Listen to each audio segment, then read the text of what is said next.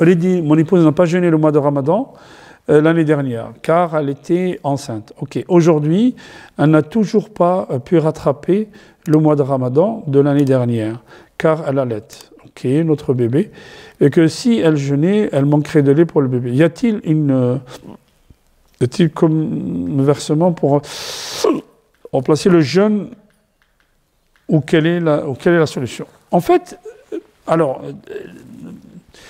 sur cette qadiyya, il y a 6 avis différents.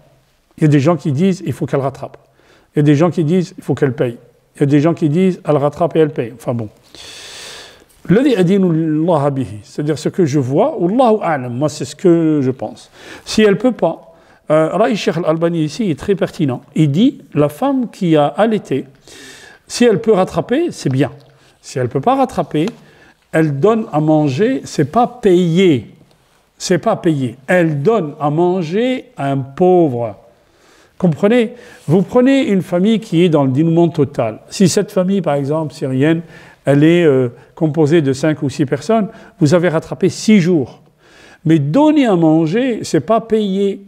Parce que donner à manger, c'est donner aussi une dignité à la personne. Et c'est là où on fait vraiment la différence. Il faut qu'on comprenne cette différence qui existe en islam. Zakat al-mal, quand on donne zakat al-mal, on donne de l'argent à la personne.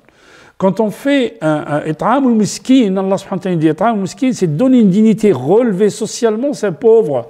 Vous imaginez, vous le ramenez chez vous, dans votre salon, dans votre cuisine, dans votre salle à manger, et vous l'installez. Celui qui mange tout le temps dehors, vous l'installez et vous le donnez un repas digne. C'est ça ce que ça veut dire it'am. C'est pas donner 5 € ou 7 €. C'est pas ce que veut Allah subhanahu wa ta'ala.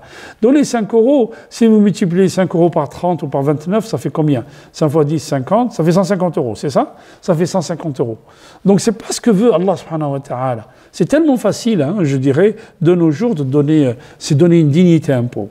Donc cette personne, cette dame qui allait son bébé, et qu'Allah subhanahu wa ta'ala, il préserve le bébé, incha'Allah, et qu'il le protège, et qu'il le fait grandir, et qu'il soit qurrata aynin li abihi wa ummih, et bien qu'elle nourrisse un pauvre, pour chaque jour qu'elle n'a pas jeûné, elle nourrit un pauvre. Si elle peut jeûner, c'est encore mieux. Si elle ne peut pas, et bien qu'elle nourrit un pauvre.